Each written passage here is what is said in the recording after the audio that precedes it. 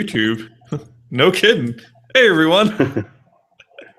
Welcome back to the Fantasy Authority Game Day Show. Happy Sunday to everyone. It's been a very interesting week in the world, especially if you're from the US of A, like the rest of us are. A controversial week, so to say. So let's hope that this weekend of football can get our minds off that for at least a little bit. Unfortunately, the slate not looking too great this weekend, but we're going to try. We're going to try to make some lemonade out of these lemons here. Looking at the matchups, the Thursday night matchup was brutal. Ravens just crushed the Browns 28-7. We could see something in that Houston Jags game, but both offenses have been playing pretty horrible as of late, so not getting my hopes too up there. Broncos Saints would have been a good one if the Broncos offense was still playing like it used to have been. Falcons Eagles. I think Falcons Eagles could be a good one. Carson Wentz is going to have to sling that ball to keep up with that Falcons offense there, and the Eagles defense hasn't been as good as they were to start the season out. This should be an interesting one there. What else do we have? Gosh. It is getting really hard to make this lemonade. Patriots Seahawks should be pretty good. Yeah, Patriots Seahawks would be the Sunday night game. That's a good Sunday night game right there. Yeah, it is. Even the Monday nighter, we'll probably see a lot of fantasy points come out of that one with the Bengals and the Giants. I think my Dolphins against the Chargers in San Diego could be a nice fantasy matchup there. The Cardinals versus the 49ers. How about that?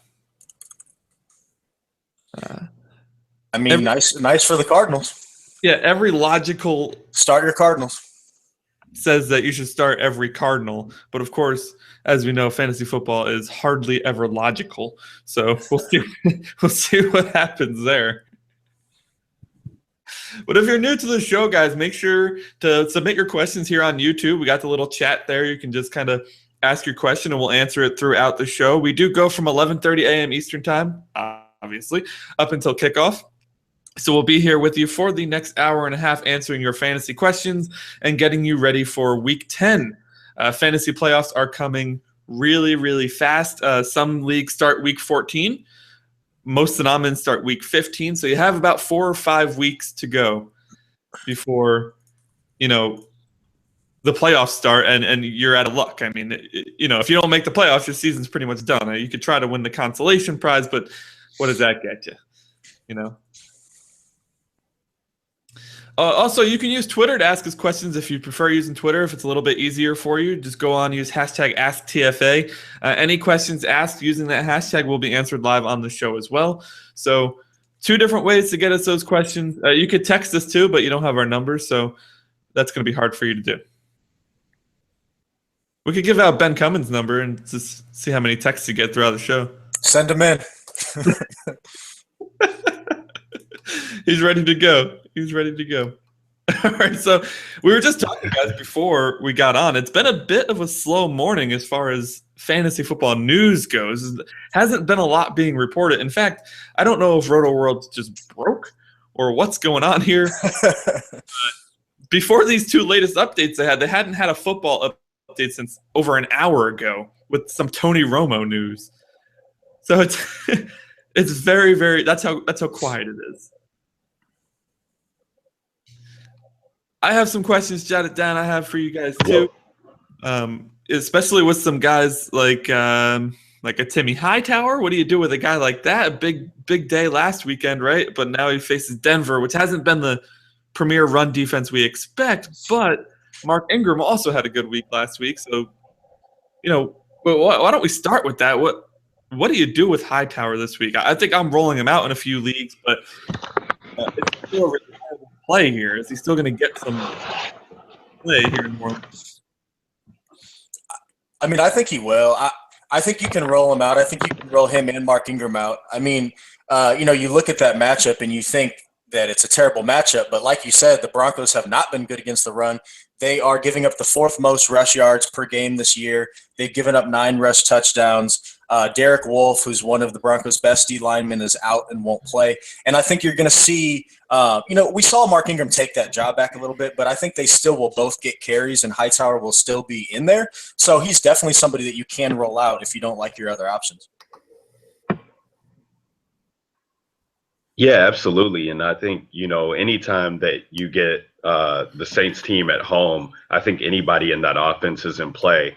And we saw last week that, out and was like, we're going to ride the hot hand, whoever it is are, doing well, we're going to give them the ball. It comes out, Tim Hightower is the one that comes out hot. And they still ended up giving Ingram touches. But then when Ingram was getting hot, they brought it back to Hightower. So I don't even think the Saints really know what they really have going on, but they think both of those guys can be viable weapons. So until we get a clear-cut answer on that, I think that you just have to play them both because either one of those guys is going to have upside in that offense.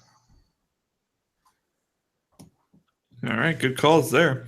They're at home too. That's a big plus for New Orleans. New Orleans always plays better at home, and it seems like they're legitimately trying to get a running game going. I think they realize that they can't just rely on Drew Brees to throw the ball 60 times a game. It's not going to typically lead to many wins. I do want to throw out real quick, Twitter's telling me that Matt Jones is a healthy scratch. So Rob Kelly is in play today, I guess. That's amazing. Yeah, that's pretty surprising. Not only that, but the news just came out that Will Fuller is going to be inactive. So, and Jalen Strong, I'm seeing both of them. So Braxton Miller time. Braxton Miller time, or Jacksonville Jaguars defense potentially time in DFS. Yeah, Jeremy Maclin also out, which I guess we kind of knew. This just being reported, James Starks is in fact active. He's set to make his return. Tevin Coleman officially inactive for the Falcons. That's a big blow. I know a lot of people were hopeful he would come back this week. Going to have to change some of my lineups for sure before we get off of here. That is interesting on James Starks. I don't think he'll play a ton today, but I do think that does hurt Ty Montgomery just a little bit because we should see James Starks get worked back in there as another running back. And I think Montgomery will play a lot. I still like him, but not as much as last week with Starks coming back. And Cobb back to full health as well. Right. You guys just mentioned that's just Will Fuller and Jalen Strong both out. Is Braxton Miller legitimately that target now? I mean, he could be. I don't know how excited I am in that still, but I mean, the opportunity's there now, obviously. I don't think he's been getting that many targets all year, though, so I don't know how excited I am about that one. No, he hasn't been getting that many targets, but when you're talking about Strong and Fuller both being out, who else are they going to have to throw to? Right. Fedorowicz, I guess, you could see an uptick in targets for him. But I don't think I don't think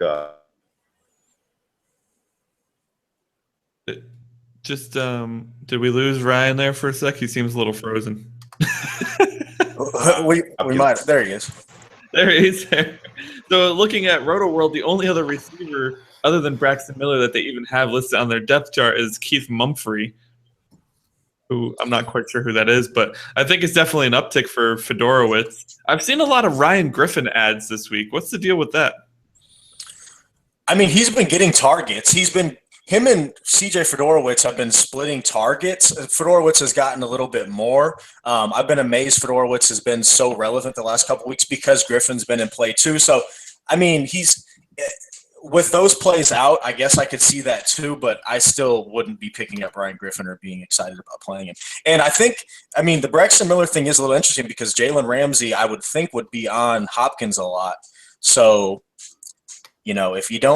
if you're in the situation like we were last week where there were a lot more buys last week and I think people were a little bit more desperate. But if you're in one of those situations, Miller's a person you can look at.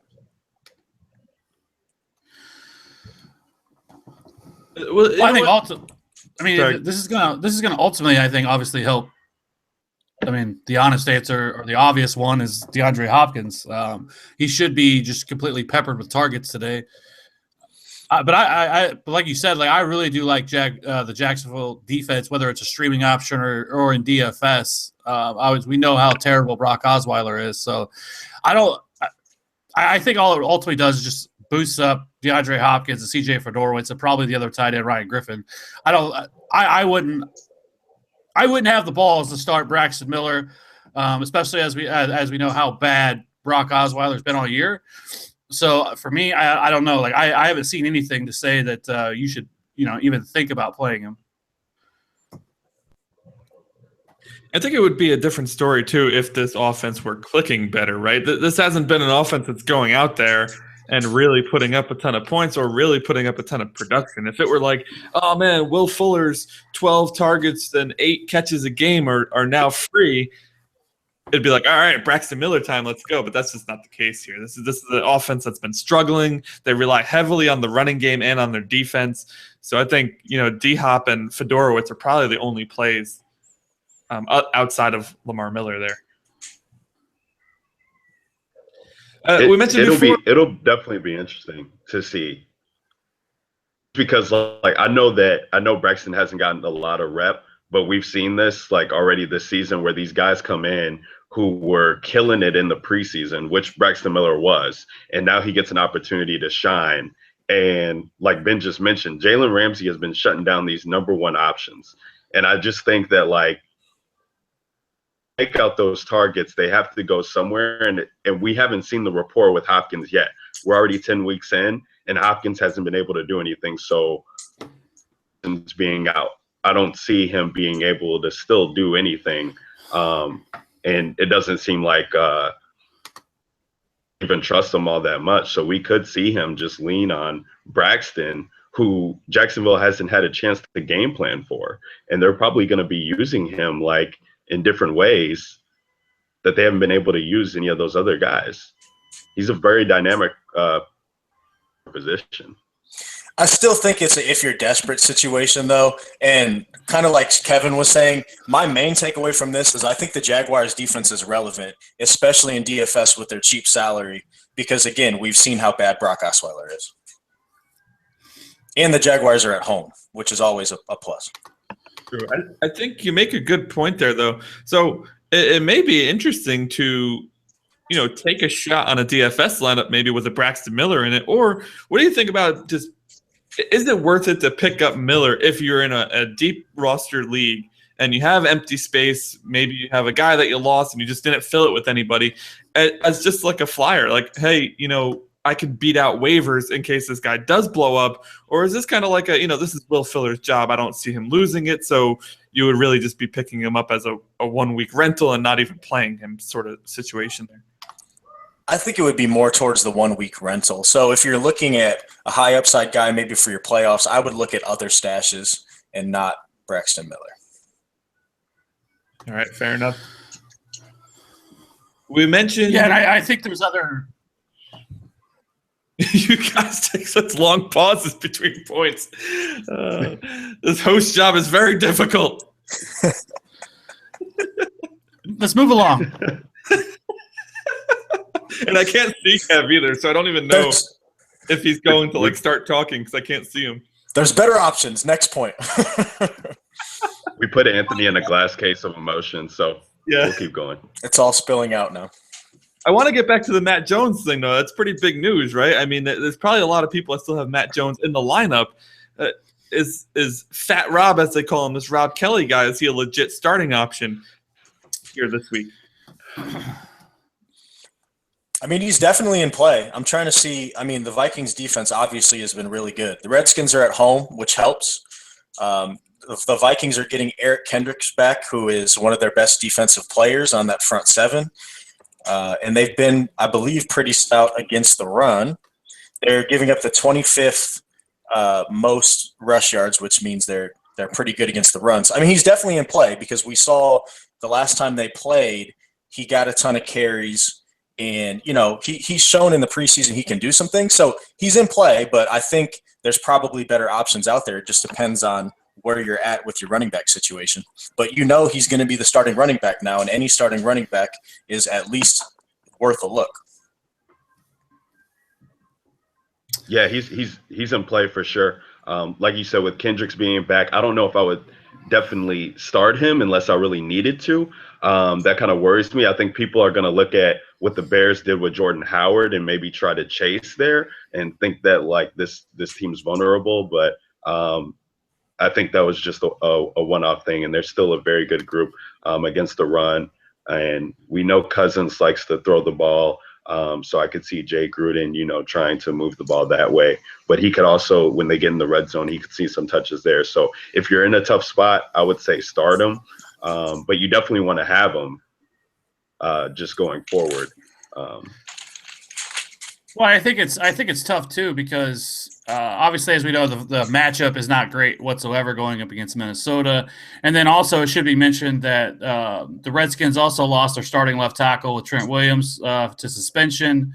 I don't know if it's me. I mean, I guess if you have to start Rob Kelly, you go ahead and do it. But for me, I think I would rather have Chris Thompson, who's also been heavily involved in the offense. And I don't know. I just think his upside is greater than what Rob Kelly. I think Rob Kelly, he's really a Matt Jones clone. Like they're pretty much the same guy. So whatever you thought you would have had from Matt Jones, you're pretty much going to get the same thing from Rob Kelly. The Redskins offensive line was one of the top in the league in terms of, as a run blocking unit, but obviously that's a big blow to lose their starting left tackle. So I don't know. Like I think he's more of just an RB3 if you're just desperate and need a play. Fair enough. So let's get back to some more of the injuries here.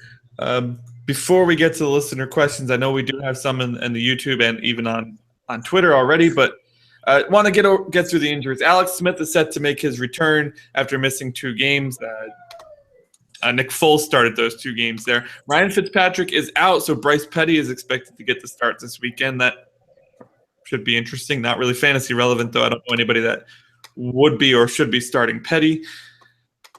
Spencer Ware active against the Panthers. That's a good one. What are we expecting from Ware? Panthers defense hasn't let up more than 72.5 yards or something like that. Or they're averaging 72.5 yards against per week.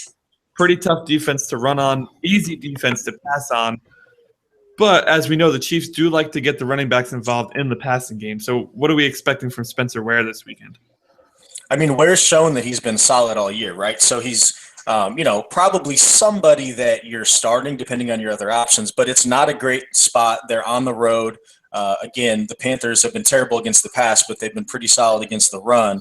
So I don't think you're looking at a ton of upside here. If you're playing him, you're hoping for, 80-ish total yards and a touchdown. So, I mean, he should be okay, but I think that you're losing the upside in this tough matchup. Yeah, I agree. He played against 2 pretty good run defenses early in the year, the Jets and the Steelers, and really didn't do all that much. Not only just seeing only as much as 20 touches in those games, and didn't find the end zone in either one of those games. So I think this is another tough matchup for him against a Panthers front 7 that is shown to be pretty good the past couple of weeks. Who are going to be getting after Alex Smith a lot. So I think this game is going to be, at least offensively for the Chiefs. The Panthers are a funnel defense. And as we saw last week with the Panthers, one thing that they'd really struggled with prior to last week was getting pressure on the quarterback. And they do have a really good front 7. So it was kind of surprising. Last week, they were actually able to get a ton of pressure on the quarterback, which if that happens again today, I think you're going to see plenty of short and intermediate routes, which is what Alex Smith does anyway. So I think it does play very well for some of the other options, and I think they'll try to get Spencer Ware the ball in his hands in other ways.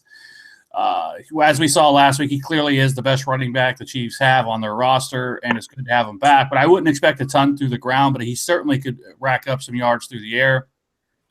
As we mentioned with no Jeremy Maclin, I think that also opens the door for a monster Travis Kelce week as well. as he's probably their best overall, weapon that they have. And as long as he doesn't do something stupid and get himself ejected again like he did last week, I think he could be a guy who sees double-digit targets. And for any tight end, that's obviously major. So it's going to be interesting, especially because, like I said, no Jeremy Maclin. So we're going to see more Albert Wilson, more Chris Conley, Tyreek Hill. So I don't know. That offense is going to be interesting today. I still think Alex Smith makes for a decent streaming option as well. As we mentioned, how they do give up plenty of yardage through the air. And I think a lot of people are going to be chasing Albert Wilson for what he did last week. But I think one thing people aren't going to recognize is that was with Nick Foles and not Alex Smith. Alex Smith has not shown anything this year whatsoever with Albert Wilson. And I think actually Chris Conley is the play there. He has developed quite the chemistry with Alex Smith. So overall, I think if it was me and I was looking for, that contrarian play, I guess it would be Chris Conley. I totally agree with you, Kev. I would roll Chris Conley. I don't really get the Albert Wilson love. Just like you said, he did it last week for pretty much the first time all year with Foles, who won't be starting. It's going to be Alex Smith. Smith has shown that he'll throw the ball to Conley. Conley's had a few okay games with Smith and with Maclin out. If you're looking at a contrarian play or need a wide receiver on the Chiefs this week, for me, it would be Chris Conley as well.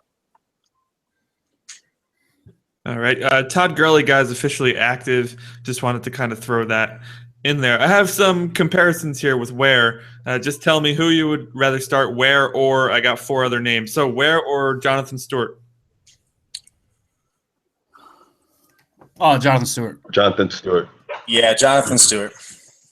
Ware or Tim Hightower? Ware. Oh, yeah, I'd probably say Ware too. Ware or Jamison Crowder? Ooh. PPR?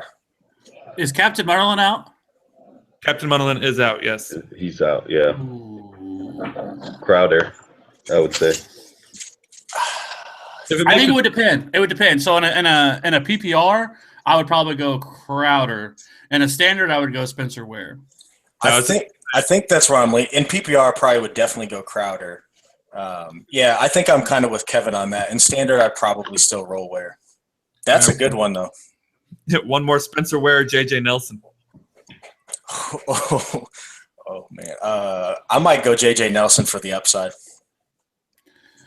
Give me J.J. Nelson. JJ That rolls me Nelson, yeah. The next question, guys, is kind of ranking these Arizona Cardinals receivers. They have a fantastic matchup, but there are 4 of them.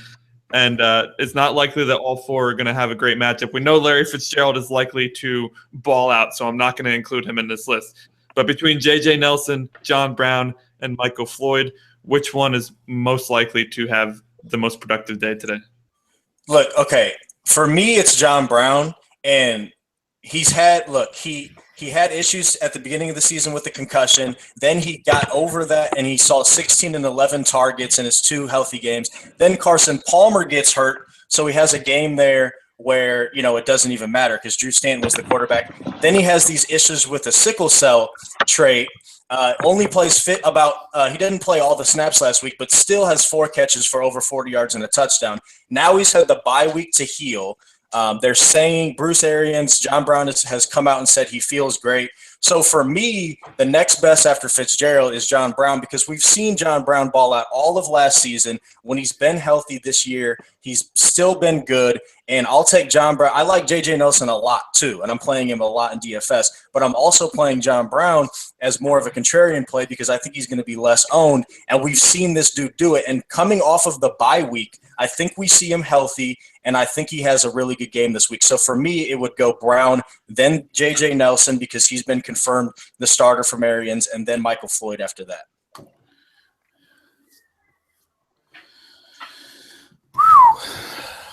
Yeah.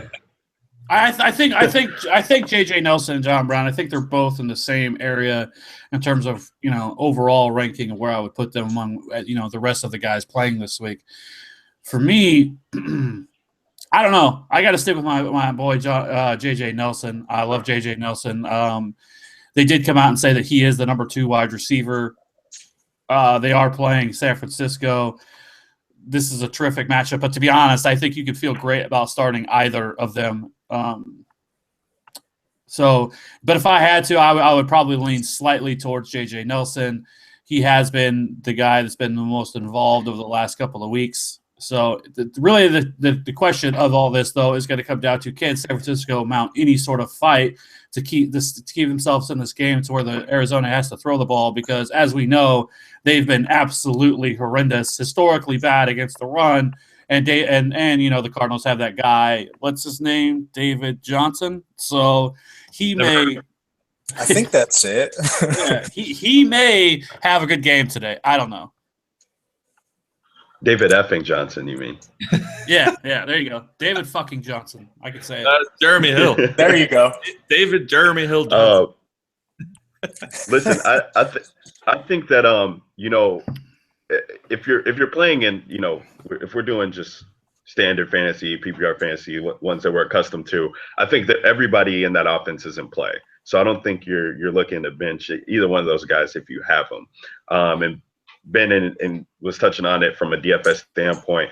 I really think that this could be a huge game for John Brown to get his confidence back and to get that rapport back with Palmer. Because a lot of people, we came into the season expecting John Brown to kind of, supplant Larry Fitzgerald as like the number one receiver in that offense. And, the way that things have unfolded this season, it just hasn't come out to be that way. And now he has a chance where they've essentially named J.J. Nelson as the number 2 receiver right behind Larry Fitzgerald. So now he's the number 3. I think, he could come out feel slighted, and this is a perfect matchup for him to kind of get back into the good graces and to get back into the fantasy graces of all of us and show us why, a lot of people ended up drafting this guy, over Larry Fitzgerald, over Michael Floyd. Like we said, the 49ers, they're just not good. And if for some reason they're able to, stop the run, I could see John Brown getting a lot of work. I could see him getting, J.J. Nelson is more of the big play guy. He's not really, the one who's gonna, be the possession receiver and control the ball. We could see John Brown do that. So he could end up putting up, game. And then if he gets into the end zone, you're gonna want to have him in your lineup. And again, just the biggest thing is there's a reason why John Brown hasn't performed in the games that he hasn't. And now you can just see the stars aligning this week. And again, like Kevin said, John Brown and J.J. Nelson are in the same category, whereas I think Michael Floyd's a lot lower down. But for me, that's just why I said John Brown. And you know what? We're all going to say all this and watch Michael Floyd go out for 100 yards and 2 touchdowns. There you go. That's right. Oh, it is. Yeah, absolutely. Other injury news, fellas. Deion Lewis remains out. He may return on Thursday Night Football. I was just reading on Twitter. Expectations for James White will still be over him in the depth chart. We'll see how that works out. Christian Michael was questionable, but I think I saw that he is expected to play. That's tonight's game, so that's helpful. Thanks. It'd be nice to get a little more definitive answer on that one. I think we mentioned Jeremy Maclin is officially out. We talked before about Tyreek Hill and what the heck's the other guy's name I'm blanking on right now? Chris Conley, Albert Wilson. There we go. Thank you very much. Travis Benjamin, doubtful. That guy's kind of cooled off quite a bit. Good call on that, Kev. Marcus Wheaton and Darius Hayward-Bay both out.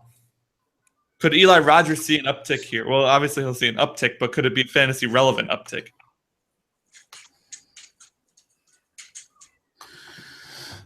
I mean, last week he had one of the best games of the season. He's been out for a while. We didn't really have much in the office. Week 1 he had a pretty good week, and then just kind of we haven't heard from him since until last week.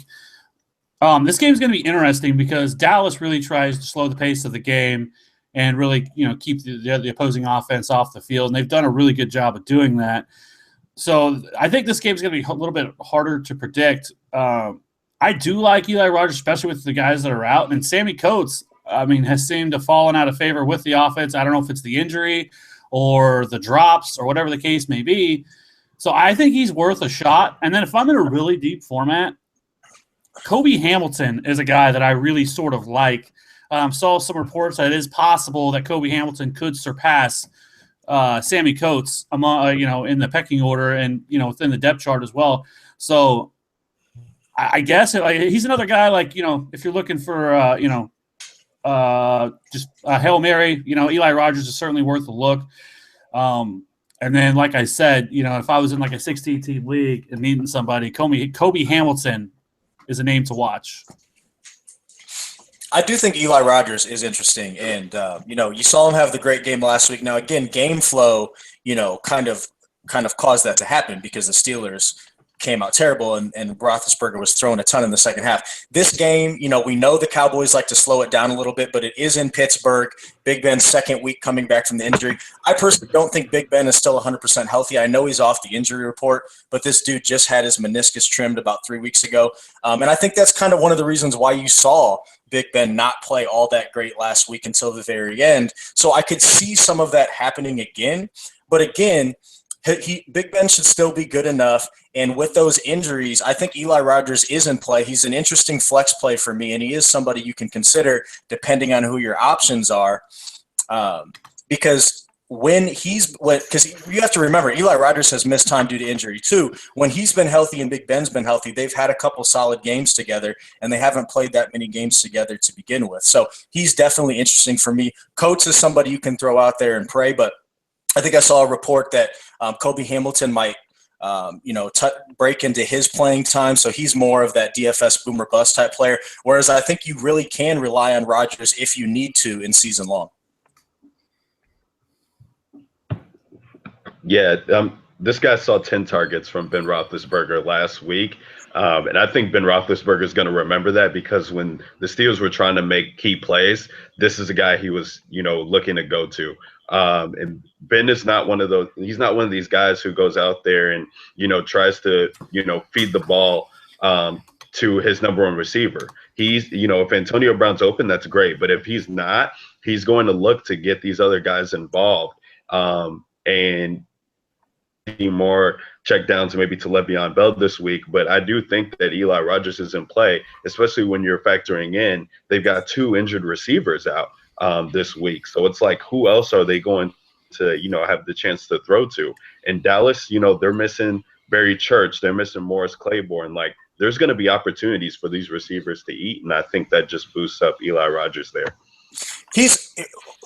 Eli Rogers is so interesting because he's only played in 5 games all year, and we think about him as a possession receiver, like with no big playability, but he has a 20-yard catch, a 30-yard catch, a 32-yard catch on the season. He's only played 2 games since week 3. So he's that ultimate DFS play because nobody's seen him play that much in the last month and a half, and so nobody's going to play him. But when he's been healthy and Big Ben's been healthy, they've done some things together. All right, playing a little wide receiver roulette there in Pittsburgh with those wide receiver 2s. Is it Coates? Is it Rodgers? Is it Hayward Bay? Who the heck knows? This week it has to be Rodgers because the other 2 were out, and maybe a little Kobe Hamilton dashed in there as well. What do you say we get to some listener questions, guys? We got quite a few rolling in on YouTube right now, so let's go ahead and jump right in here. Philip Studer, thanks so much for joining us. South Rules, TN, and A Machine. You guys are the best. Thanks for joining us yet again on this beautiful Sunday morning, at least out here in New York. It's sunny. It's a little nippy, but it's still kind of nice. Ben Roethlisberger or Marcus Mariota? Love the reference there, Philip. Oh, man. I think I'd still probably go Big Ben, even though I don't necessarily think he's 100% healthy. I still think I'd go Big Ben there. He's at home. Big Ben kills at home. Indeed, as well too. That offense has been struggling a bit lately, but I agree. I mean, Roethlisberger at home is hard to pass up, especially for Mariota, who has been very hot, very cold. He's home too, but that doesn't mean as much as it does for Roethlisberger and the Steelers. Agreed. I'd go Big Ben. Matt Asiata or Tim Hightower? Tim Hightower. Tower. Yeah, I want nothing to do with Asiata. Ronnie Hillman's a thing now, so it was a three-way a monster last week, if you want to call it that, with the Vikings. I don't want anything to do with Asiata in a three-way timeshare. The Vikings are one of those frustrating fantasy football teams because they're not the type of team to feed one person over and over again. They're the type of team to spread the ball out and do whatever it takes to win, which is exactly what you see with the running game there, just getting different guys in, fresh legs constantly. So that backfield is one definitely to avoid. I'm going with Hightower as well. Ty Montgomery or Antonio Gates in the flex? Wow. Well, we know Hunter Henry's back, which hurts Gates' upside. I liked Gates a lot last week because Henry was out. I said Starks coming back hurts Montgomery a little bit. I said that earlier, but I still think I would go Montgomery in this case because I don't think Starks plays a ton in his first week back from injury, and Montgomery has proven that he can be successful in that running back spot. And he didn't play a ton last week coming back from the sickle cell trait, but I personally think that he plays more this week now that he's got a game under his belt and looked good when he was out there last week. So for me, I would still roll Montgomery.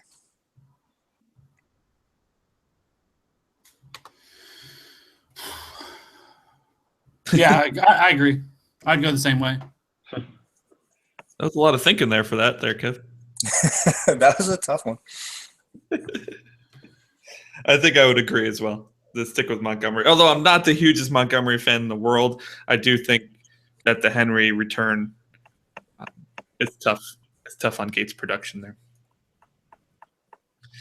Let's see. We have half-point PPR league, Tyler Eifert or Dougie Fresh? Doug Martin. Oh, Tyler Eifert. Tyler Eifert showed, last time they played that he was a stud, and I saw a report that Doug Martin's, probably going to have limited work this week. He hasn't played, I think, since week 2, so I don't think he comes back and just rolls right away, so I'd go Eifert. Yeah. Yeah, I'd go Eifert as well, too. I mean, that game's just going to be, a shootout, I think, on Monday night. So you'd want to get as many options in there as you can. Yeah, Doug Martin, he's just gotten ruled active in the past, 2 days. So I just think, that's probably 10 to 12 touches at most today. Probably just going to ease him back in a home matchup against the Bears. So I don't think you're really going to see too much upside out of him this week. Yeah, and I like that game on Monday night. And we look at the Bears defense and think, they're terrible, right? But Vic Fangio's had 2 weeks to prepare for this game, and the Bears defense has actually been a lot better than, I thought they would be coming into the season. So I don't think if you're looking at it thinking it's a great matchup that's really the case either for Martin.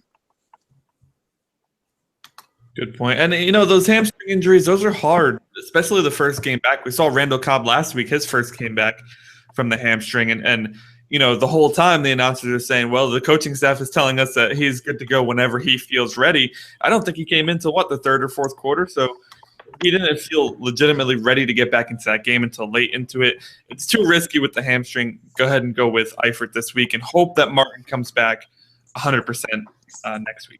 I want to know who this dude's starting tight end is. If it's Rob Gronkowski, then that's a nice little pair right there. Yeah, if you got yourself some Gronk and Eifert.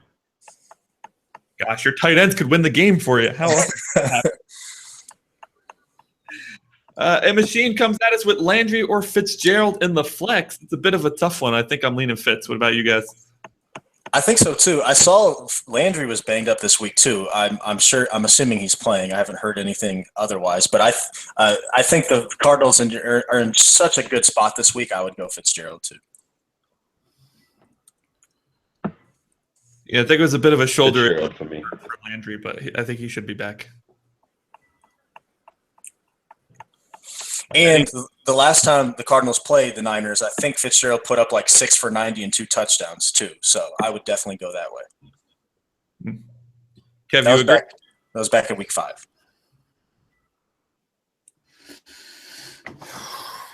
What was the question again? Oh, God. Jarvis Landry or Larry Fitzgerald? Oh, that's not even a question. That's Jarvis Landry. Or, excuse me, Larry Fitzgerald. I was like, wait, that's not the name I expected. Thought he was throwing a curveball at us. Is that your final answer? Landry. Kevin Steele shocking the world over there. TN, it's a flex standard league question. First off, thank you so much, South Rules. He says, thanks, guys. The group analyzing each question is good stuff. We really appreciate it, man. Awesome. Flex standard league, Devontae Adams or Kenny Britt? Wow. Oh. Wow. Why did they do this? It's like, I mean, listen, Adams is one of my best plays this week. There's just way too many mouths to feed, I think, right now. And I love Devontae Adams. Kev knows this. I've been talking about him all year. But I think that in a road matchup against Tennessee, it's just hard to trust that he's going to see the work. I mean, we saw it last week.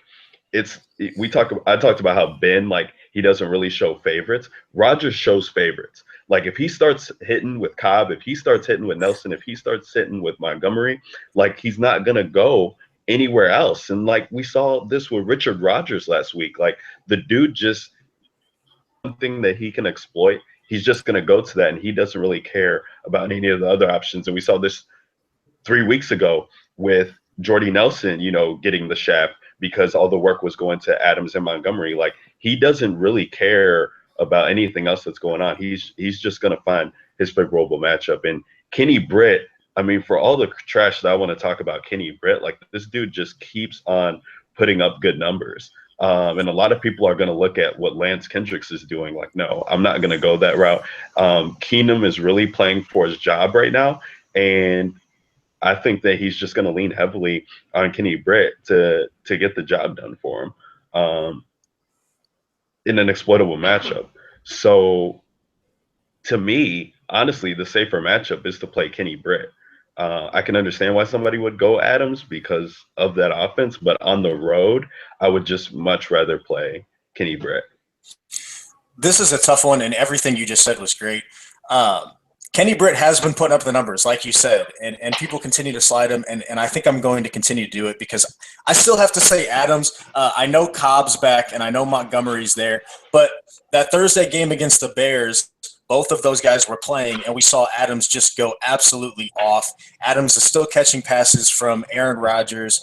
He's going to be on the field, and the matchup's not a scary one, but, this is a tough one, I say, because with Bryce Petty starting for the Jets, you would think that the Rams are going to control this game for the most part. They're going to have the ball, and Keenum's going to be able to, perform a little bit better because of that against a bad secondary with the Jets. And Kenny Britt has been performing. So it's interesting. I'm just going to go with Adams because he catches passes from Aaron Rodgers, and I don't think this matchup is scary for them. And the running back situation is still up in the air for the Packers, meaning I think Rodgers continues to sling it at least for one more week. So that's what I would say. But, yeah, this is a good one, and everything you said, Ryan, made absolute sense. Is Fox going to play that Rams-Jets game anywhere but L.A. and New York? Like, why would they, right? When your 2 1:00 games are Falcons-Eagles and Jets-Rams. Yeah, like that's just a game I don't want much fantasy exposure to at all. That's the other thing. Those Fox people are sitting around their table like, we got Case Keenum versus Bryce Petty this week. What do we do with that? I don't imagine Red Zone will be cutting to that Matchup game very much today.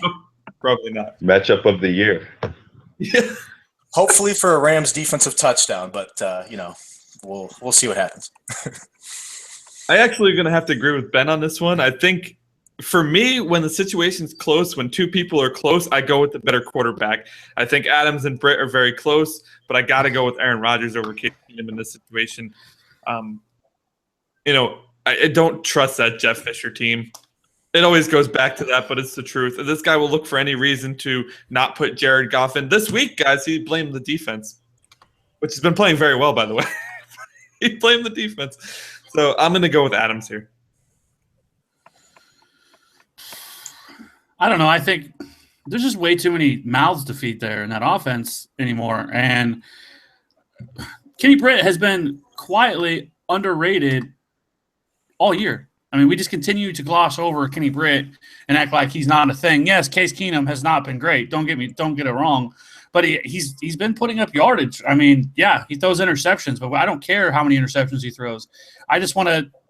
And the Jets secondary is awful, complete is terrible, and so I think I would go Kenny Britt. He has the clearer path to a larger target share than what Devontae Adams does. With the Packers, receiving core getting more and more healthy, and with Ty Montgomery now, vulturing some of that as well. I don't know. Like for me, I would go Kenny Britt, and I don't think I would even think twice about it. And to your point, Kevin, about people sleeping on Kenny Britt has the 19th most receiving yards by any wide receiver in the league this year. And that's pretty high up there for a guy like Britt. I wouldn't think it was that high. He's been balling. It's just yards. Yeah, He's only scored touchdowns in 2 games this year, and if you're in a standard league, that's your bread and butter. Whereas Adams has 6 touchdowns on the year over how many games? Let's see, 5 different games. Some of that though was with injuries and things like that. Randall Cobb being out, and the early running back problems and stuff like that. So it's not as easy as to say, well, look, that's what he's done in the past. I mean, we have to talk about what's going on right now. And Jordy Nelson's healthy. Randall Cobb's now back and healthy. I mean, like I said, Ty Montgomery. You're fighting for the opportunity every play with them, because there's so many mouths to feed there now. With St. Louis, LA with the Rams, who is there? There's Kenny Britt, and there's Brian Quick, and I guess Tavon Austin. But Tavon Austin has been one of the worst running back, or one of the worst wide receivers I've ever seen this year, with how terrible he's been. So for me, it's 2 guys, and I think actually Kenny Britt and Brian Quick are both viable this week options. I really like Brian Quick, especially and DFS as like a flex option, but I think both of them are in fine spots. They're going to see the targets, and with how bad the Rams running game has been, I don't think that's going to change going up against the Jets. I think you're going to see Kenny Britt sees 12 to probably at least 12 targets today. And I could see a situation where Devontae Adams only gets 4 or 5. I mean, it just depends. I don't know. It depends on game flow and how things are going. Yes, I get it. The quarterback is better with Green Bay, but there's also far more that he has to fight amongst to get his targets. And so for me, like I said, I'm always going to go with the guy who I feel like has the most opportunity, and I think that's Kenny Britt. Now, I wouldn't expect this to continue, but Lance Kendricks also does have 21 targets over the last 2 games, which is pretty insane to me. But that is another mouth to feed as well. And great points, but I would still side with Adams slightly. Very tough one. Very tough one. 12 targets. That would double his target share from last week, and it'd be the most targets he's ever had this year. He only hit 10 targets one time this year. Kenny Britt has 1 good game on the year, guys. Come on. He had 7 catches for 136 yards and 2 touchdowns versus Detroit. I'm going with Adams here. I'm not buying into this Kenny Britt stuff. He has 584 yards, 136 came in that 1 game, and 2 of his 3 touchdowns in the 1 game. That's not enough for me.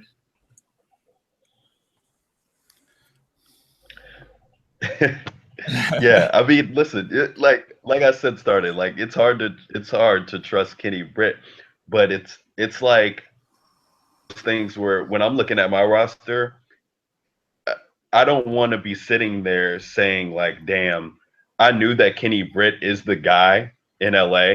Like, I know that for a fact that he's the guy, as bad as that is. Know that Devontae Adams is in, he's got 5 other options who are around him who can see the ball. So it's like, if I'm sitting there, I want to just have the guy in my lineup that I know is going to these targets. And, like I said, Aaron Rodgers, he likes to exploit matchups. And Jordy Nelson is going against Parrish Cox today. Like, Jordy Nelson might be the most wide open he's been all year, all season long. And Aaron Rodgers could just end up annihilating this defense with Jordy. He might not even have a chance to be able to use Adams. So that's where I was coming from on it. But like I said, if one of these guys was hurt, like if Cobb was still out, or if I didn't just see Richard Rodgers get 8 targets last week, I might be inclined to say Adams. But man. It's Hopefully that helps. 2 of us took Adams. 2 of us took. Hopefully you're listening to the arguments there. You're gonna have to make your best. That's going to be a fun one to pay attention to today. That's a good question. We have a running back question here. Ivory or Booker? This one doesn't seem very close to me. What do you guys think? Oh, I actually do think it's pretty close. Man, I like Chris Ivory a lot this week in DFS. Now, again, that's a little bit different. He's really cheap in DFS. We saw the offensive coordinator change last week, turn Chris Ivory into an actual relevant player. He had the most snaps, most carries, most rushing yards he's had all season. I think with the offensive coordinator change, we saw what the Jaguars initially signed him to be in the offseason, and I do believe in Chris Ivory. So I think this is closer than you might think, Anthony, because, look, Booker's still the starter. So, I think the Capri Bibbs love has gotten a little bit out of hand, but Bibbs is going to see run just like TJ Yeldon is going to see run. So both guys are kind of in timeshares. Now, Booker's going against a Saints defense that's not very good, but the Texans, we look at them and we think their rush defense is solid. They have been terrible without J.J. Watt. The Texans are giving up the 5th most rush yards. They've given up 10 rush touchdowns on the year. So this one is tough and season long, man. I mean, Booker gave you nothing last week to be excited about. And again, that was just a horrible game for the Broncos. But I think I might go Ivory here. I know that seems crazy, but I think I might go Ivory here. What do you guys think?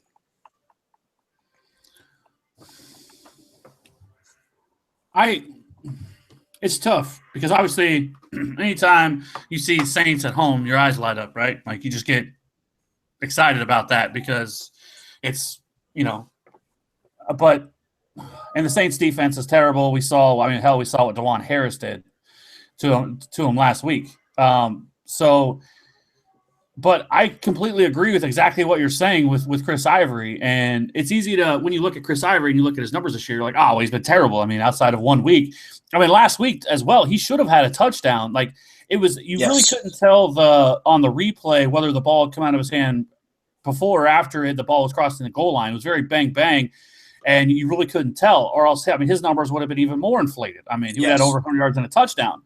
We obviously we don't see that, because it was called a touch, or it was called a fumble, and the Chiefs recovered in the end zone. So, but they clearly are going to more of a balanced attack, and as you saw last week, Chris Ivory got plenty of run.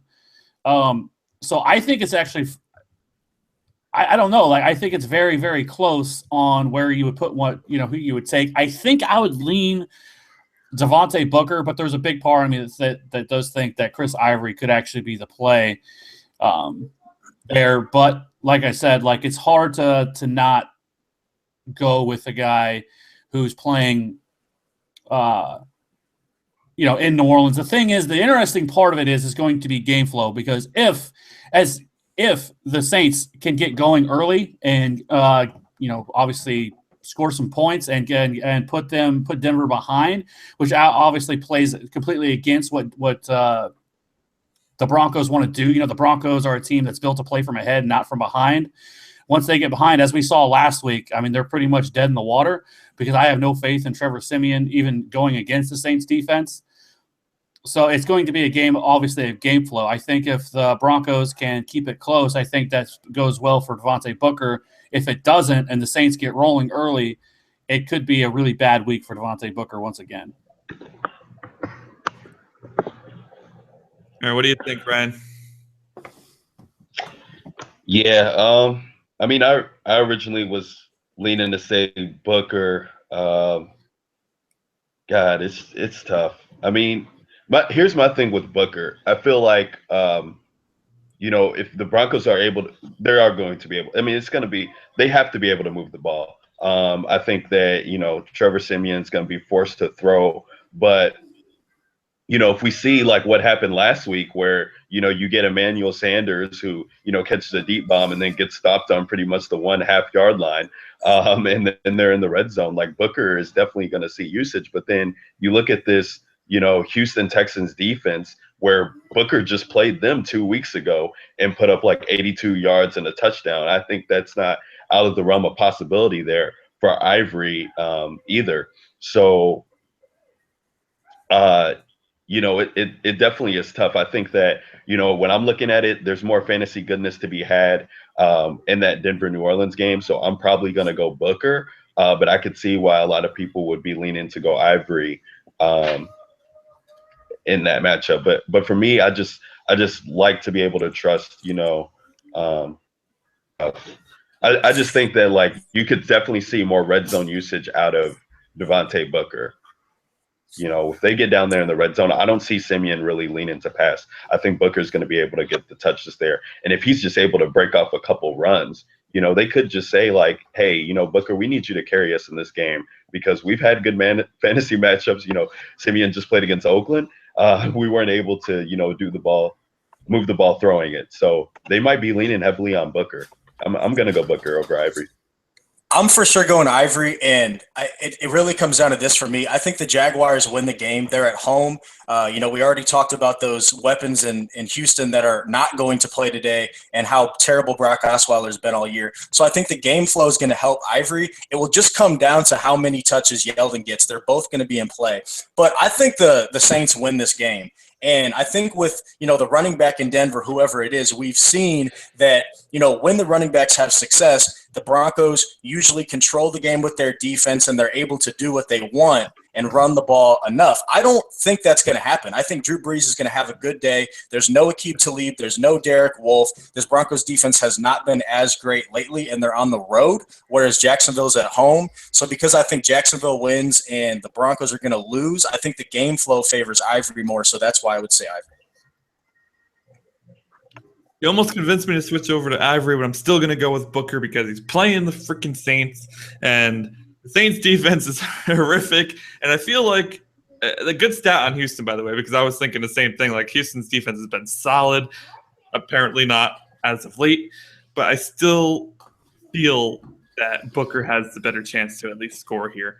Good job by Ivory last week, though. I mean, 18 for like $107, I think it was, something like that. And then he didn't get that touchdown because of the whole fumble situation. But just another one where we split on that. So hopefully the arguments help, though. We have a defensive question, guys. San Diego or Houston? Ooh. Chargers play the Dolphins. I would go ahead, Ryan. I was just gonna say, I think normally I would much rather lean Houston, but with what the Chargers defense just did last week, I think they're very opportunistic defense, and I think that's something that you have to. When you're looking to play against defense. Sure, they might. Listen, I don't think Ryan Tannehill. I think he's apt to, definitely make some turnovers on the road here, traveling over to the West Coast. I think that, if this game gets out of hand, it's just going to be ugly for Miami because they're going to try and run Jay Ajayi, but then they're going to put the ball into Ryan Tannehill's hands. And that's where we could see the Chargers scoring points. Whereas with this Houston team, like, because it's Blake Bortles, but then again, Blake Bortles' garbage time just always screws you over. And it's like, a couple sacks, but if they're not scoring on special teams, if they're not going to get a defensive turnover, then Blake Bortles could just put up like 28 points, 35 points on this team, and then you're stuck with just, other points in ancillary categories. Whereas like this Chargers defense right now, they're playing lights out, and they're definitely, ball hawks with Brandon Flowers and those guys in that secondary. So I would like to play the Chargers this week. Yeah, give me the Chargers. Both defenses are going against quarterbacks that aren't good. You got Blake Bortles, you got Ryan Tannehill. But the Chargers are at home, and the Chargers have Phillip Rivers, who's going to put up points, which will put pressure on Ryan Tannehill to have to, put up points himself, and that can turn into fantasy goodness for whoever the defense is playing against him. So give me the Chargers there. The key will be stopping Jay Ajayi, obviously, but ever since Joey Bosa came in, they've been a little bit more stout against the run. So as long as they can minimize Ajayi a little bit, which obviously has been tough to do lately, I think I would go Chargers. So that's would be my pick as well. Ben Cummins just called my quarterback not good. My bad. Have him fly through the ceiling. No, I'm kidding. He hasn't been. It's been real, guys. It's been real. I don't make those decisions, unfortunately. Kev does, and he doesn't give two shits about my. So I think you're safe.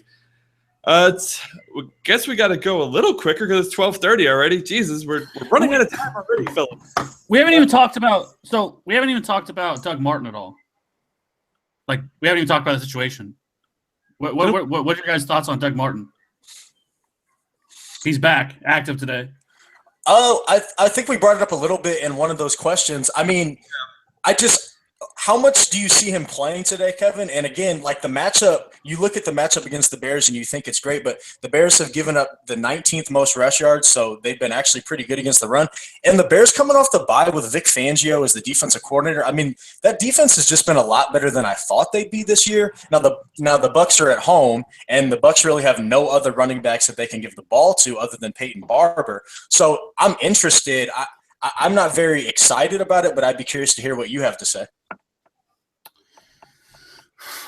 I think it's going to be one of those situations where it really depends on where or what you have to, obviously you've went this long without him, but if he's truly good to go and he has no restrictions, which I think most of us believe he will be limited, but we don't know for sure. Before the week, I really did like Peyton Barber. I thought he was going to, was a solid play, but now the waters have been muddied with Doug Martin returning.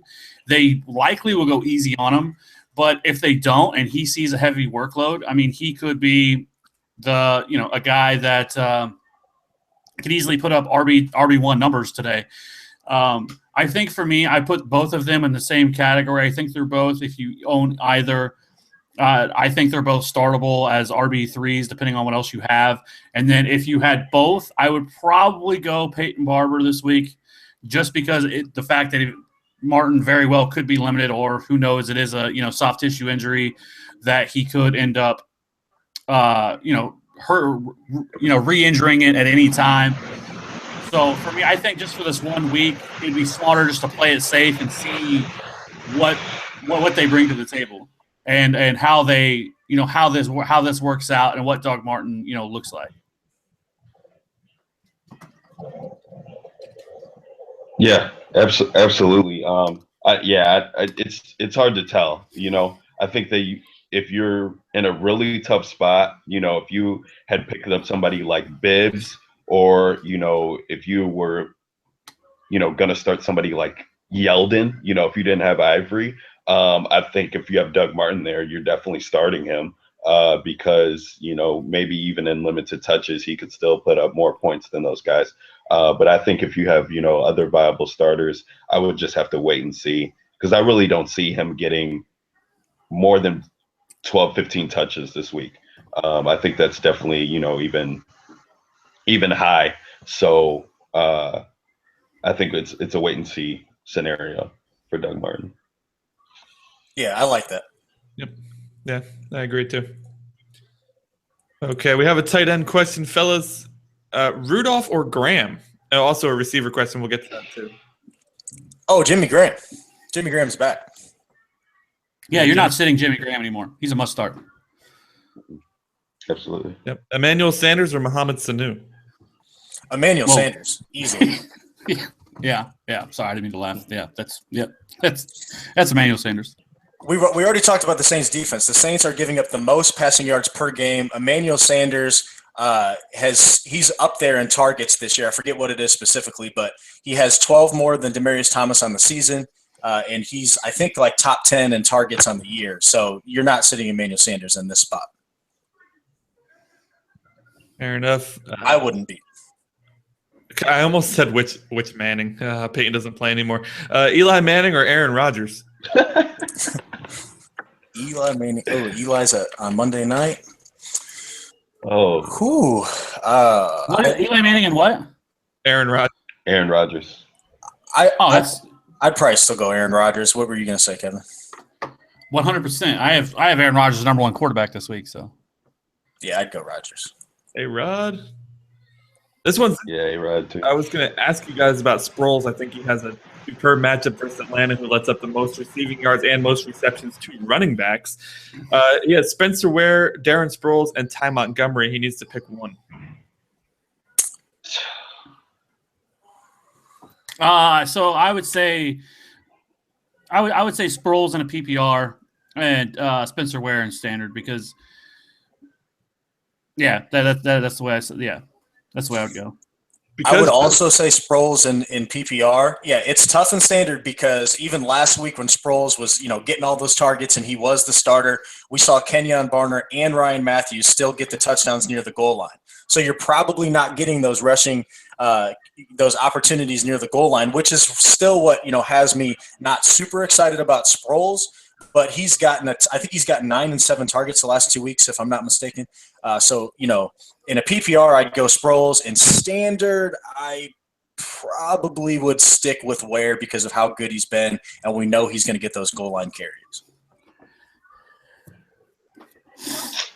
Yeah. Oh man.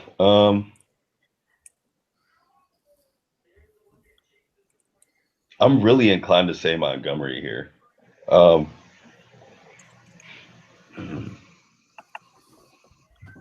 Yeah, I think I'm going to say Montgomery here. I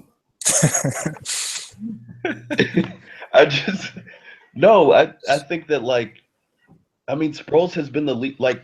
There's nothing new that with this, news that Sproles is the lead back came out. It just was Doug Peterson finally putting, a bow on it. It's like we've known that Sproles has been your lead back. We've seen the usage been cut back for Ryan Matthews. And he's still getting the goal line work. Montgomery, I trust him more in that offense. I think that he's their running back, and Aaron Rodgers is going to be able to exploit that matchup with him. I'm not with Starks coming back. I don't think Starks is all that good. I think they all know that. And Montgomery is going to, get these catches. I mean, we've seen it from him already this year, 10 catches, 8 catches, and getting, double-digit targets. I wish we could say that about Sproles, but I just think the matchup is – you make good points, and look, I've been touting Ty Montgomery all year, and to me, I was kind of thinking this was between Sproles and Ware, so that's interesting to hear because, I'm still playing Montgomery in some places, but I just think the matchup is so nice for the Eagles this week, and Sproles – I think that's probably the best fantasy game of the week, and the Falcons are giving up the second most pass yards in the league. And, Anthony, you already brought up that they bleed passing yards to pass-catching running backs, and Sproles has been getting the targets. So I would lean Sproles, but, yeah, another very good question. You guys are really giving it to us today with these questions. There are some toughies. I kind of agree with the Sproles if it's a PPR and Ware if it's not. Again, I'm not a huge Montgomery fan, though, so there's that.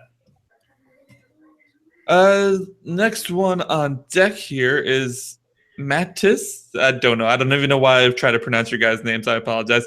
It's a half PPR league. He's debating between Brandon Cooks, Jordan Matthews, TJ Procise, and Devontae Adams. He needs to start 2 of those. So I'll read the names again. It's Brandon Cooks, Jordan Matthews, TJ Procise, Devontae Adams. Pick 2.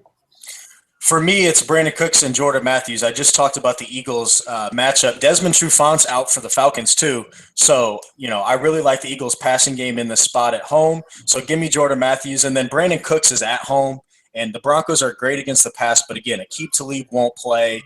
Cooks usually has really good games at home. And all it takes is one deep shot getting behind the defense to have a great week. Looking at those options, those are the 2 I would pick. Yeah, I would go Cooks and Procise actually with half-point PPR there. I don't think that even with Christine Michael playing, I don't see Seattle being able to run the ball on this Patriots defense. With Jamie Collins gone now, I just think that Belichick is just one of the best at scheming against teams. So I think that they're going to try and get Procise out in space. So half point PPR, I'd be much more willing to start him. And then Brandon Cooks at home with Drew Brees with Talib out is just a no-brainer for me.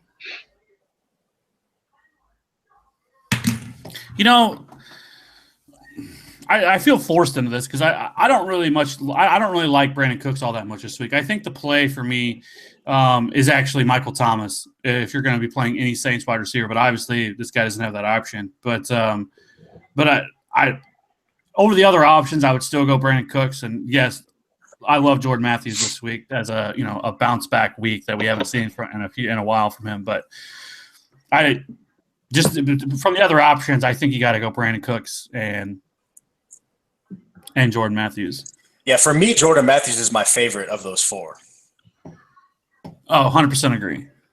Ugh. Yeah, that leaves a sour taste in your mouth. I need a drink now. So it looks like Cooks and Matthews is the answer there for you guys. On to the next. Oh, wait, he had another question. I'm sorry. Eli or Dak? Dak.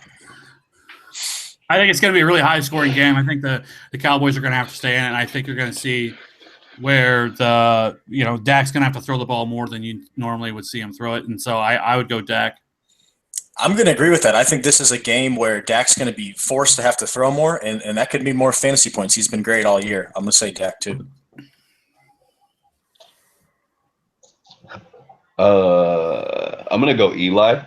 I think this is a matchup for Dallas where I think they maybe get 10, 17 points out of this game, in all honesty.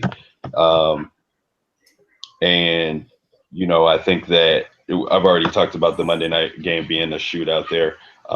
We've seen Eli do it in situations where, he starts out hot or situations where he has to come from behind. I'd start Eli this week. Last week on this very show, you guys were saying to start Eli, and I said you were all freaking crazy, and then he went and threw 3 touchdown passes. So now I'm feeling like I have to pick him, but I'm not going to because I'm going with Dak. I got one. Julian Edelman or Devontae Adams this week? Julian Edelman. I love Edelman. Totally agree. Look, we'll be talking about DFS in a second, but I just think Tom Brady goes off in this game at home. He's going to throw the ball all over the field. Julian Edelman has actually led in target share on the Patriots in 3 of the 4 weeks that Brady's played. He just hasn't had that blow-up game yet, and I think it could be coming tonight. Absolutely. Right. So Alexander says he has no idea who to start at the wide receiver and flex positions. He needs 4 of these. Okay. Mike Thomas, Des Bryant, Jarvis Landry, Antonio Brown, Mike Evans, Jesus, Julian Edelman. All right, wait, what? So Mike Evans and Antonio Brown, we can throw them out because those are you're starting them. Mike Evans and Antonio Brown. That's absolutely. Okay, so where are the other 3? So we have 2. So we have to pick 2 from the other options. Des Bryant, Julian Edelman, and who else? Mike Thomas, Jarvis Landry, Eli Rogers. Okay, so there's no Eli Rogers is not even a question. Jarvis Landry for me is not even a question. I'm not even considering him. He gets thrown out. So then that leaves us with what? Dez and Mike Thomas. Thomas and Edelman. And I already said I'm playing Edelman. So then it comes down to Dez and Mike Thomas. Mike Thomas has been so good this year. Yeah, it's Mike Thomas. Mike Thomas. I think Mike Thomas is what has he averaged? He's been. He's clearly he is clearly the Saints' best wide receiver, and I don't think it's really a conversation to have. He's far more consistent than we've seen from any other of their options. He's better than Brandon Cooks. Brandon Cooks for me is just kind of he's a little Deshaun Jackson, and this isn't a great matchup for him, for Brandon Cooks. So like I said, for me all week, it was if Aqib Talib is out, then I thought Michael Thomas was going to be the best play. And now that we have that news, that obviously that's the case, I would go Michael Thomas. Des Bryant is Des Bryant, but he just isn't getting the workload. But it is interesting because, like I said, if this game does turn into a shootout, we could see we very easily could see some, Des Bryant have a Des Bryant type game today. So, but I think for me, I would probably lean towards Michael Thomas. Man, I'm going to say Edelman and Dez, but everything you just said, Kevin, makes perfect sense. Michael Thomas is the Saints' #1 wide receiver. I already talked about, I think the Saints win the game. I think Breeze has another solid game at home, even though they're facing the Broncos. Very, very tough. Flip a coin on it maybe, but I'm just going to say Dez because, like what I've already said, I think this is a game where Dak has to throw. And I think if he has to throw, I think this is potential for a Dez game where he pelts Dez with the most targets he's seen in a little while. And Dez is Dez. Dez can turn that into a huge game. So that's what I'm going to say, but another very good question. Ryan, you're the tiebreaker here, so here you go. I agree with Kev on Michael Thomas. I mean, it's just so frustrating because, like, you got to think about Sean Payton, in the offseason, told us that he, a stud in fantasy this year. And, I just hate Sean Payton so much, so didn't want to believe him. But it's like the dude is like, and it's mind blowing to me, like how dominant he receiver has been able to come into this offense and just make it feel like, right at home, basically just wiped out Willie Snead. And with Dez, it's like, when is it going to be the week? Like, I'm not going to take him in a road matchup here on a tough place to play in Pittsburgh. I think that, Dak's not going to want to force him the ball. We haven't seen him forcing the ball all year. He's going to be looking to his safety nets, which are Beasley and Witten. And I think that you're just, trying to, get lucky on a touchdown pass here from Dez because he's not going to see, 7, 8, 9 catches that we've seen out of Dez before in the past with Romo. You're probably going to get like maybe 4 catches out of him, 60, 70 yards, and then you're just hoping for that touchdown. Whereas with Michael Thomas, I think that he's gonna get his today. And I would be much more happy with him starting in my lineup over Dez. All right. He says he's a Seahawks fan, so it's going to kill him to start Edelman today, but you got to do what you got to do. And just a hint for Alexander, Antonio Brown and Mike Evans are never a question as to whether or not you're going to start them.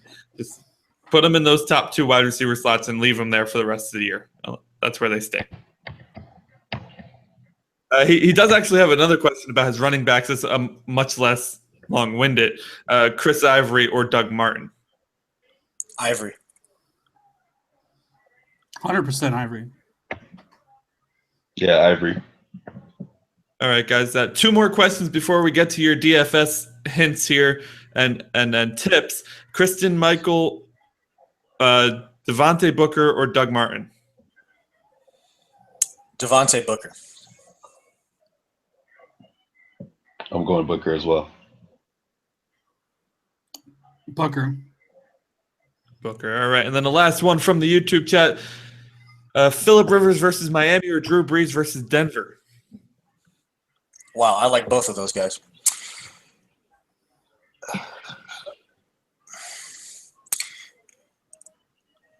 Wow.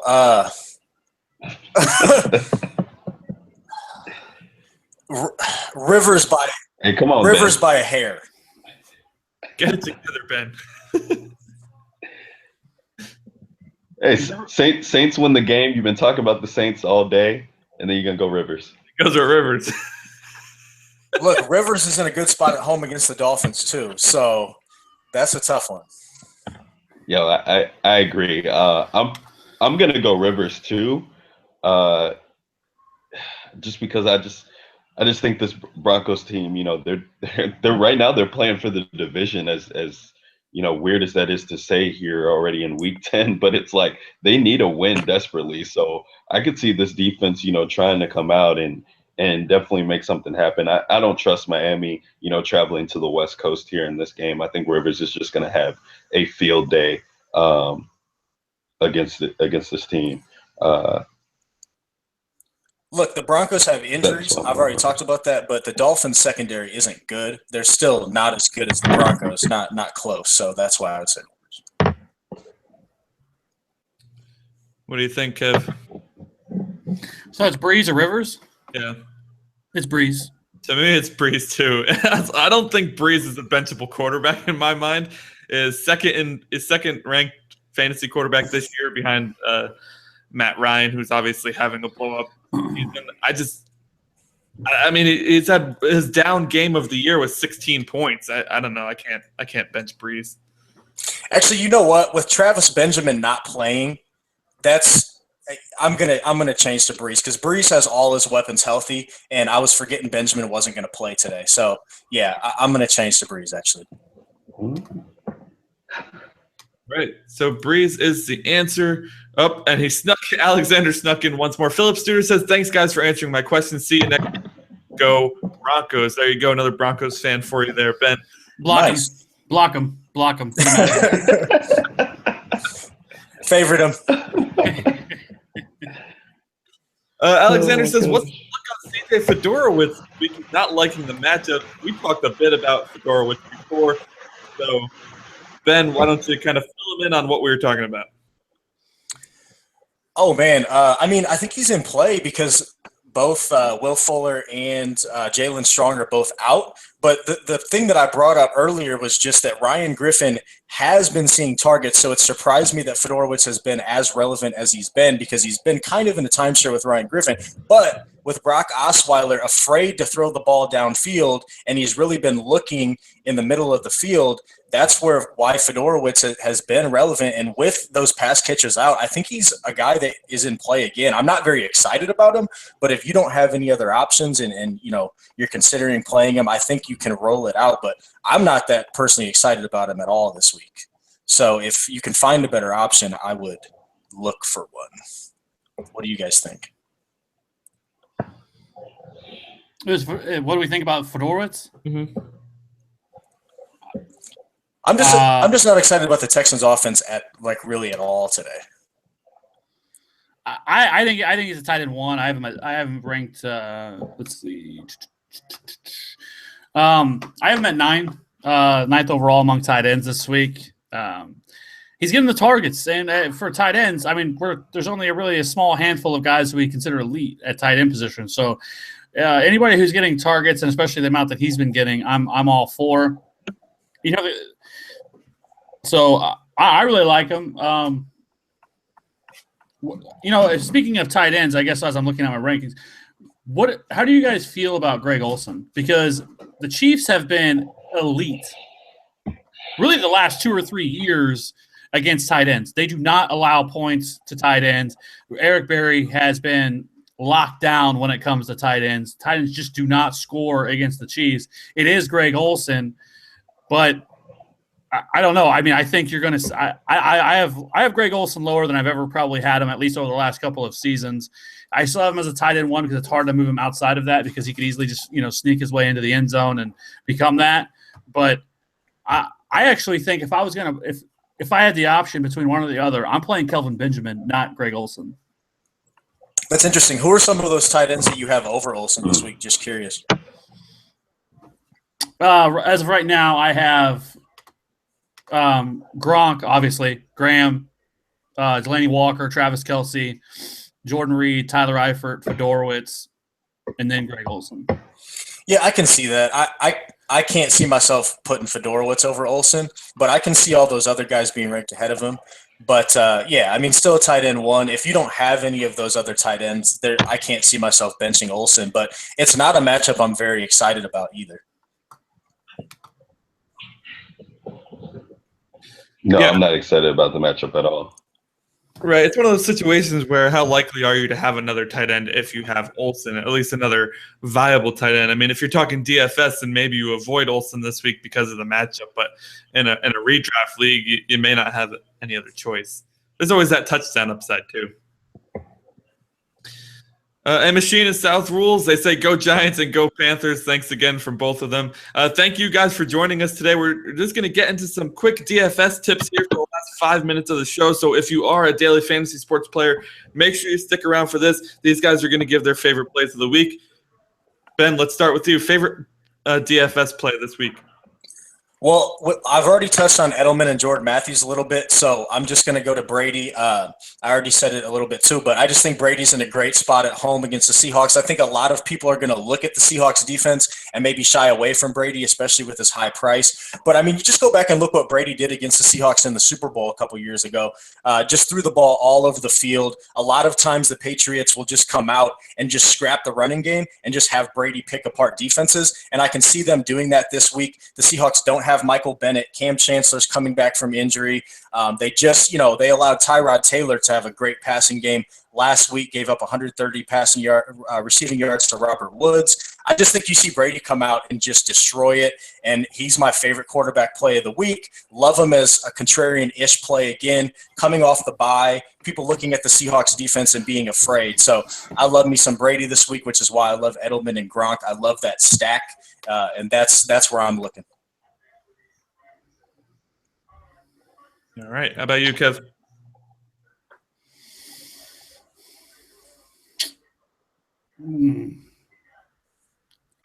Yeah, took mine. So. Oh man, sorry. No, that's fine. That's exactly it. No, I don't know. I mean, I guess.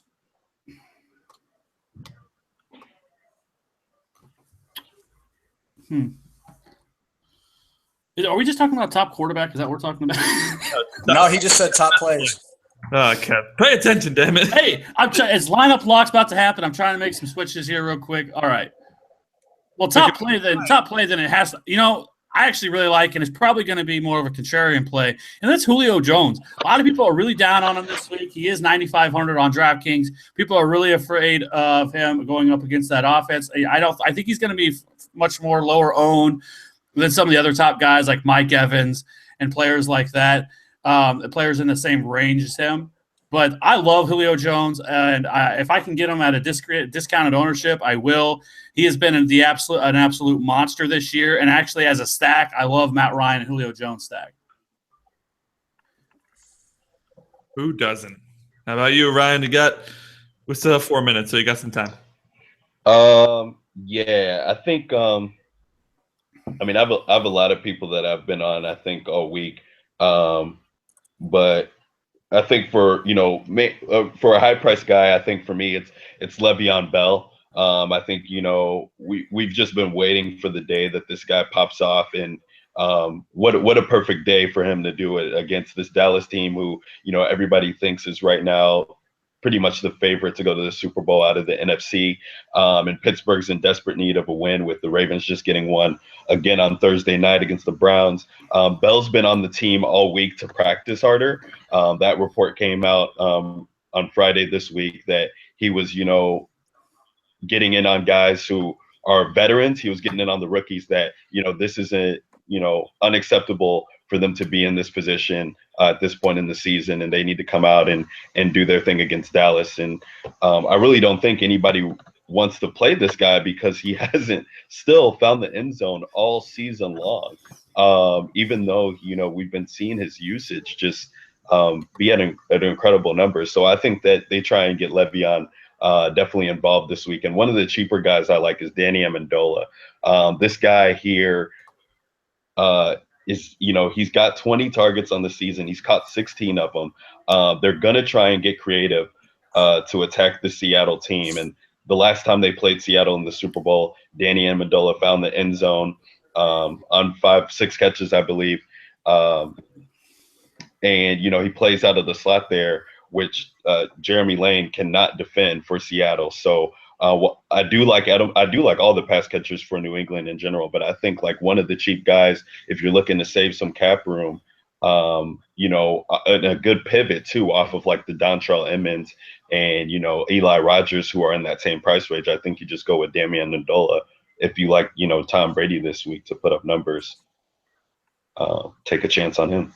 And if it's not Amendola, I could see it being Martellus Bennett, to where this is one of those two tight end weeks for the Patriots where Gronk and Bennett play well. I'm interested to see if that finally happens this week for the Patriots. Lots of Patriots love today. For sure. That's all the time we have, guys. Football is here. It is 1:01 here on the East Coast, which means football is starting. Kickoffs are underway. Best of luck to all your fantasy teams. Best of luck to all your NFL teams. And good luck to you guys as well. This has been the Fantasy Authority Game Day Show. Each and every Sunday, 11:30 to kickoff. We'll see you guys next week. Have a good one.